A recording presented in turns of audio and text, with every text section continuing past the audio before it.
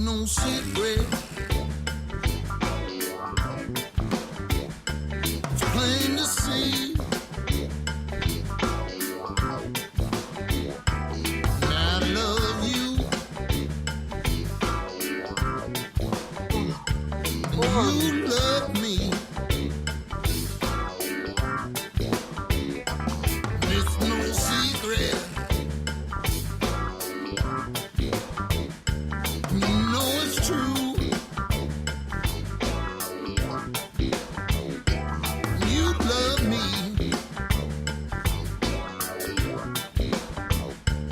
And I love you.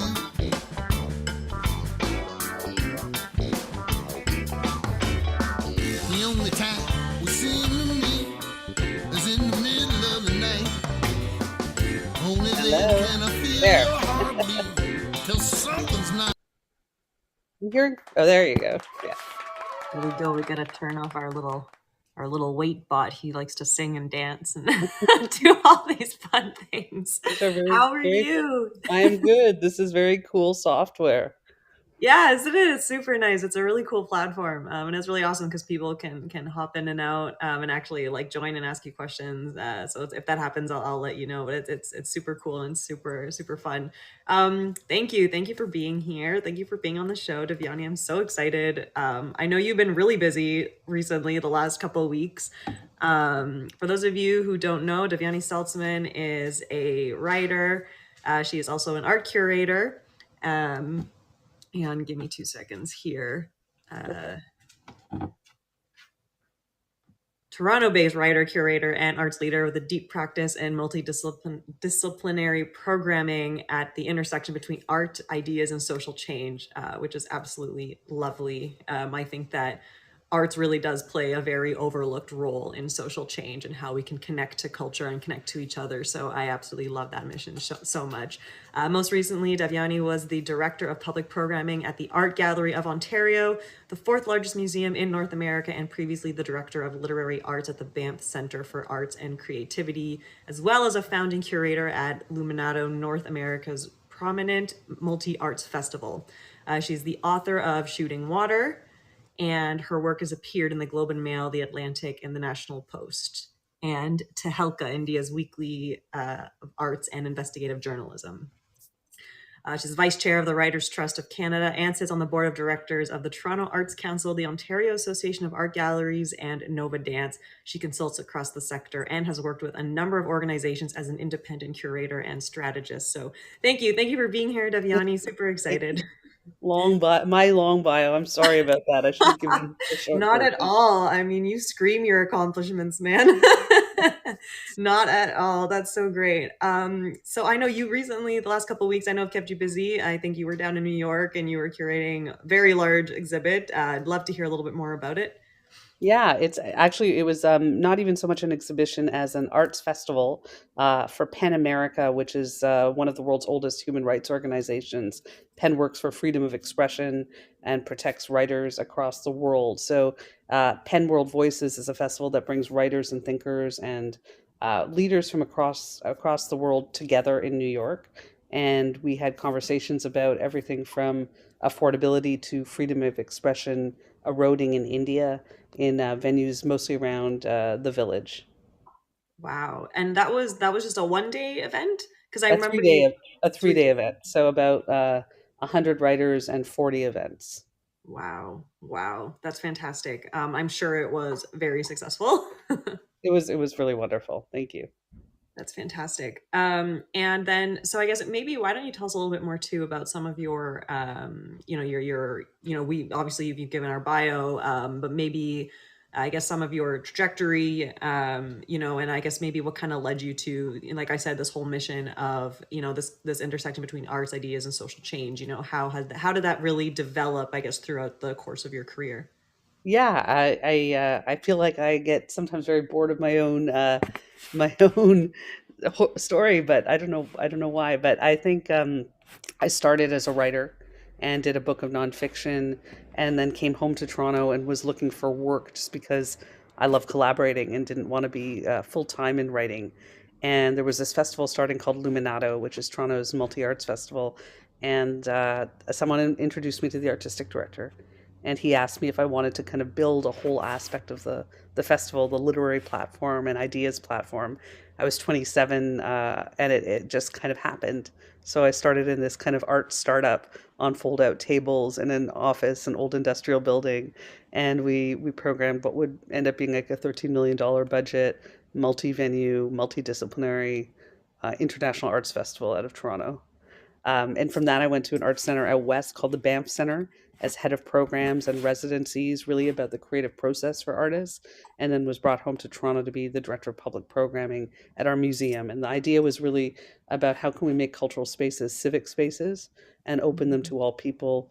I was the first POC director of literature at Banff and then director of public programming at the AGO. So in terms of social change, I spent a lot of time thinking about how programs can be spaces for discourse and how we can really support artists who are asking challenging questions of the way we live in the world. Uh, I also really discovered that unless that exists in all aspects of the organization, that mandate, leaders of color can quickly exit or be exited from making change. And I'm working on a book about institutions and why so many leaders of color are now leaving them, including in the EDI space. And do these legacy spaces actually want to be diverse and be part of systemic change, or are they just recruiting without actually doing the hard work? Right, right. And I think that's obviously a very what's the word? It's a very, timely topic, something that's being discussed. And I think it kind of brings to question this idea of the authenticity behind DEI. And so I guess I'm kind of curious, what are you able to share some of your experiences about being, maybe a diverse or person of color in these spaces? And, of course, going as personal as you'd like to go. Yeah. But I'm very, I'm always interested in these kinds of stories. I think it's very important to share these. I think I've experienced both sides. I mean, I was hired by some incredible leaders and CEOs, and vice presidents, who really were looking for authentic change within organizations and for those organizations to reflect their constituents and who are diverse. So in a rapidly changing country like Canada, where the population is more, at least in Toronto, 50% foreign born and immigration increasing to over 500,000 people in 2025, why is power, historically lay in mostly white hands in legacy museums, galleries, art spaces. I think a number of people within those spaces wish to see that shift.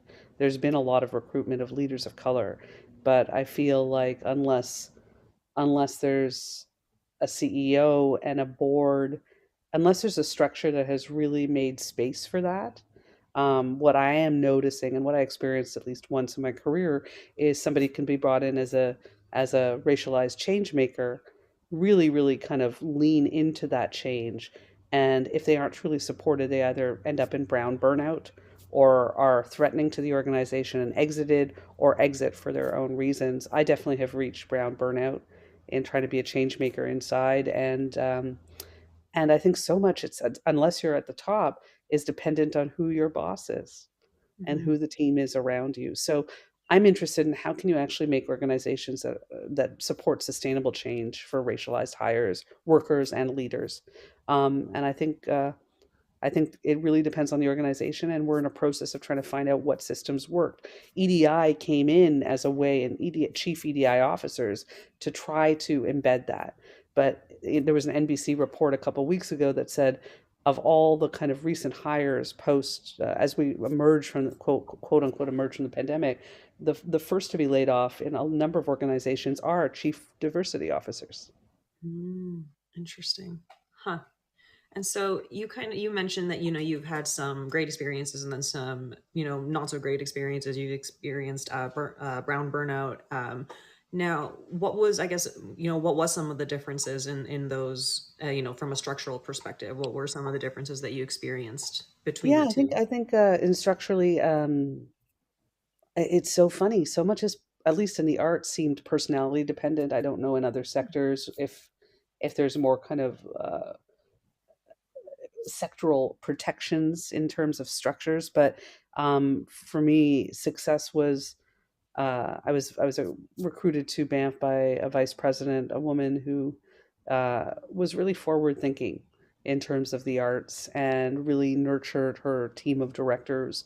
And I think we all thrive very much in that. And at one point, there was a major restructuring of the organization, and she was let go.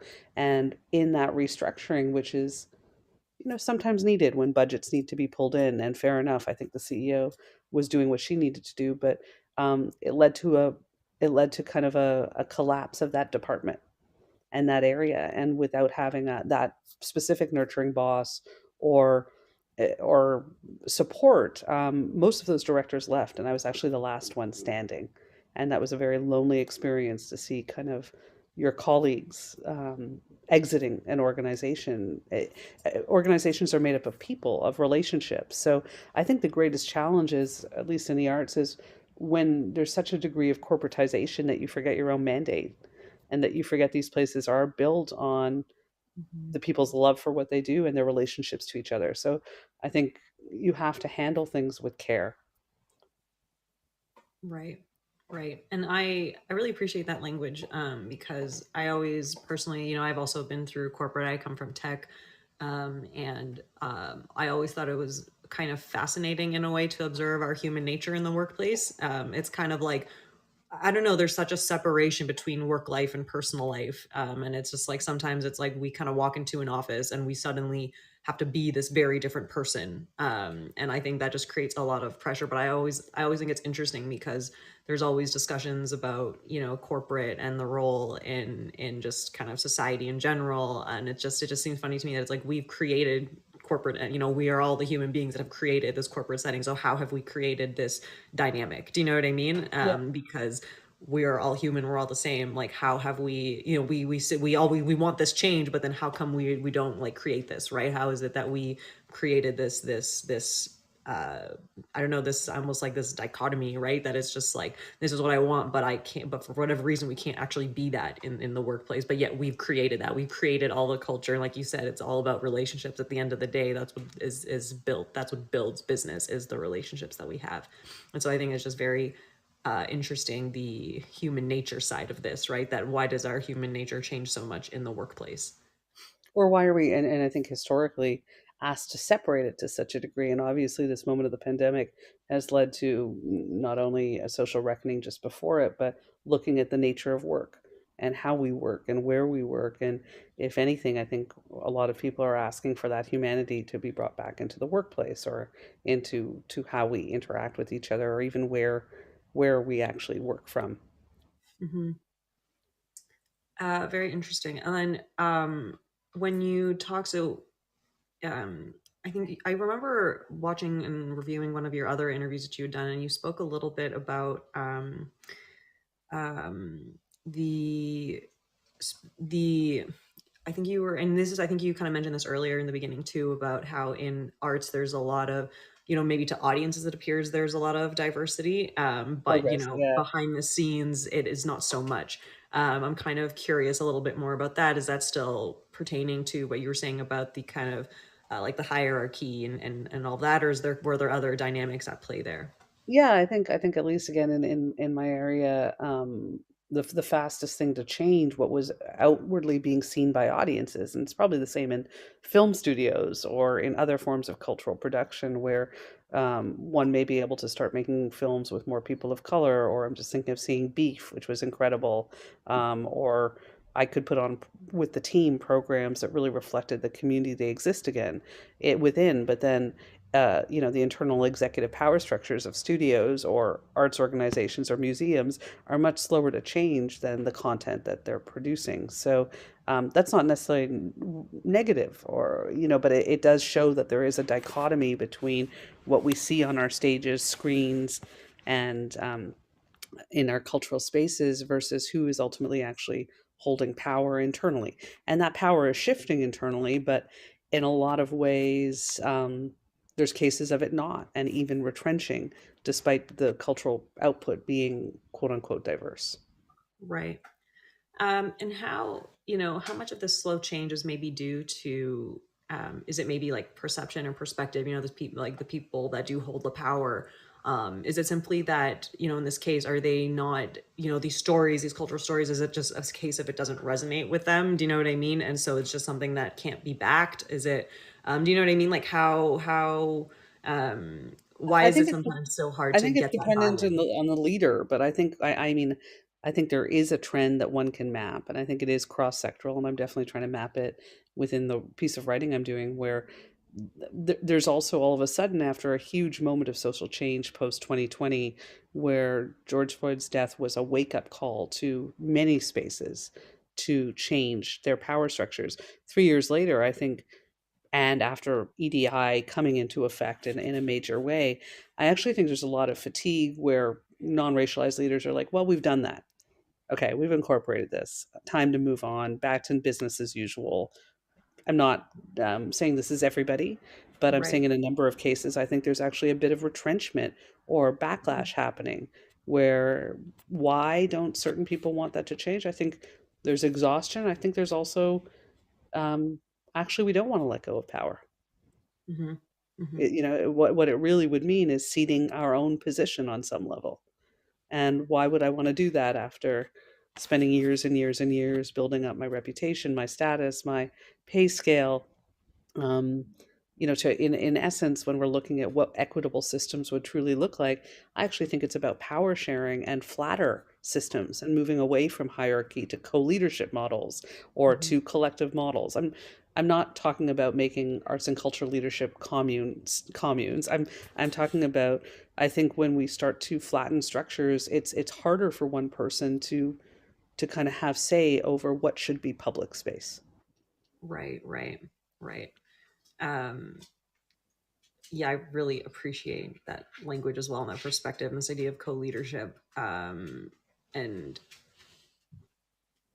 yeah, I mean, I really, really, that's, I'm like letting it sink in, and Yeah. it's very powerful. Like, I really appreciate that perspective. And I think it's something that should be adopted across multiple different, across different industries.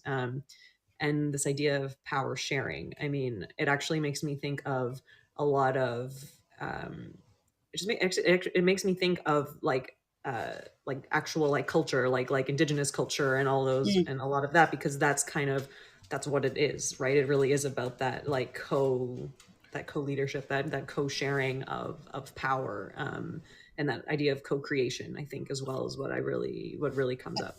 And I think when we look at models, like I'm trying to look in the second half of my book at what kind of models are out there that are starting to kind of give us different ways of working with each other. I think there's so much that's nascent, there's so much that's still in process, but co leadership is definitely one.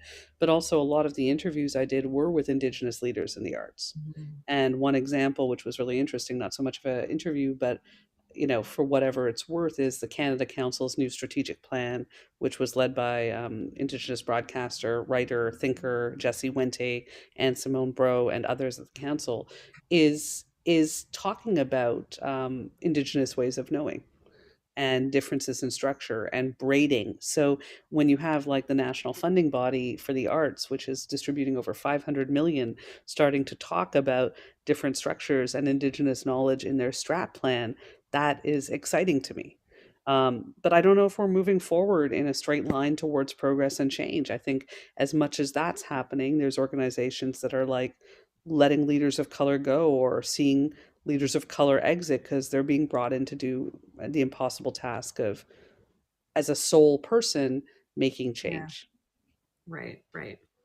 Yeah, exactly. And that making change is not one person, right? It takes multiple people, and it takes multiple shifts in perspective, and shifts in mindset as well. And and I think that especially in like a corporate setting, it can be, that is very challenging, because we're caught up in these like dailies to dos. We're a slave to time, that we don't actually have capacity to, anything that we can fluff off, or not fluff off, but like shove off, everything we can say, I don't have time for this, doesn't fit on my plate. It's a lot easier to do that than to make that extra effort or take that extra second to reconsider the intention of what we're actually doing and what we're Yeah, trying and to. and mandate, and I think you're exactly right. And sorry, I didn't mean to interrupt you, but it's like I think Harvard Business Review came out with an article recently. Like busy is not productive. Right. It's almost like a super large lie. And even the idea of uber productivity, I used to, the team and I used to program 400 events a year at the museum. And it's like I realize you become, there's an adrenaline addiction Right. associated with busy culture and work culture that is hyper product driven. I'm sure that exists in tech. And actually now I left, and 2 years later, yeah, for the first time in my life, I'm an independent consultant. So I work on projects that feel, I feel fortunate to be able to choose and work on projects that feel good to me. They're usually 3 to 6 months, with different teams and different organizations. I'm like, holy, sorry, excuse me, like, holy God, like what was, I was like on cortisol. Like what was I living? Like Yeah. you're on, when you talk about the hamster wheel, I'm like, was that more effective than doing things slowly with intention? I don't know. Yeah.